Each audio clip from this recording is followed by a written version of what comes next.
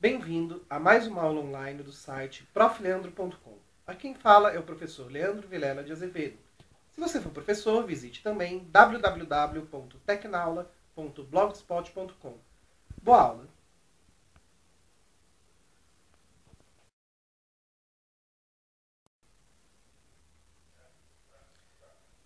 Na pré-história, nós temos uma das principais transformações que ocorre, a chamada Revolução Neolítica. Ocorre em momentos diferentes e locais diferentes para povos diferentes, mas todas elas têm uma característica em comum, que é o processo de sedentarização.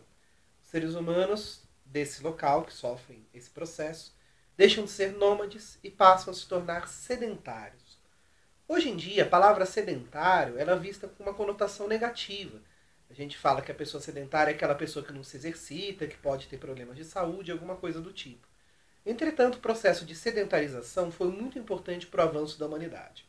Pensa assim, no nomadismo, que seria o começo da pré-história, as pessoas elas vão atrás de caça.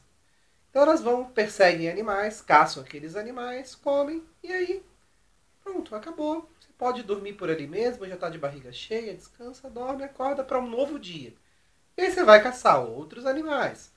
Vai atrás dele, essa caça pode te levar a locais cada vez mais distantes, especialmente se tiver com a caça escassa em um local, você não consegue caçar mais, os animais fugiram para outro lugar, nenhum animal fica lá paradinho esperando ser caçado. Né? Então o ser humano não precisava de ter uma moradia fixa, ele não precisava de um local fixo para ele, não existem construções de casas, cidades, nem nada desse tipo. Acontece que o nomadismo impede uma série de avanços que só eram possíveis quando eles se tornam sedentários. Ser sedentário é você ter um local fixo para morar. Você tem um espaço que pertence àquele povo. Você está sempre lá no mesmo lugar. Como nós hoje em dia, independente de você poder sair, trabalhar, estudar, ir para qualquer local que você vá, você tem uma casa. Você volta lá e aquele é o seu local. Você pode até fazer uma viagem para outro lugar, mas você tem um local que é o seu local fixo.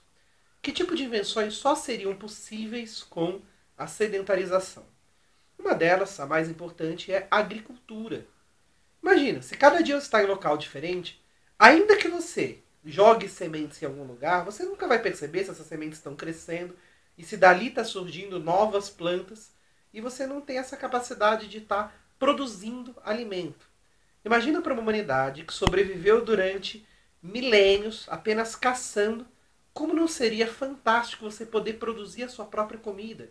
Você escolher que sementes você quer plantar, que plantas que você quer, do que você vai querer se alimentar, colher isso e depois utilizar isso para sua alimentação. A agricultura só é possível com a sedentarização e com certeza é algo ultra revolucionário. Mas não para por aí. A gente tem, por exemplo, o desenvolvimento da cerâmica.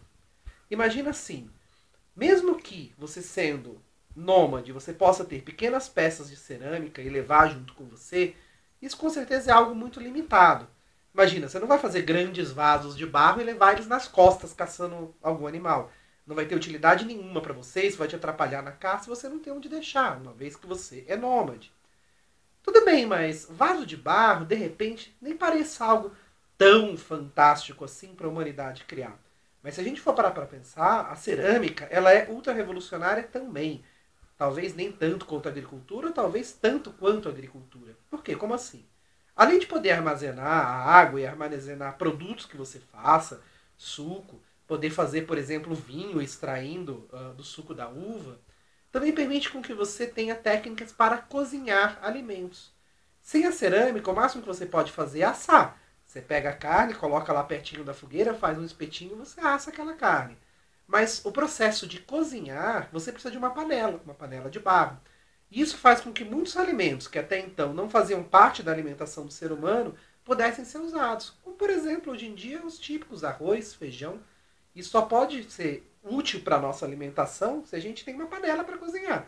Imagina, você vai pegar sementinhas de arroz e jogar em cima de uma fogueira para conseguir comer? Não vai adiantar, você não vai ter outra forma de preparar isso que não seja com uma panela para você misturar com água. Além do próprio, claro, surgimento das casas, desenvolvimento das cidades.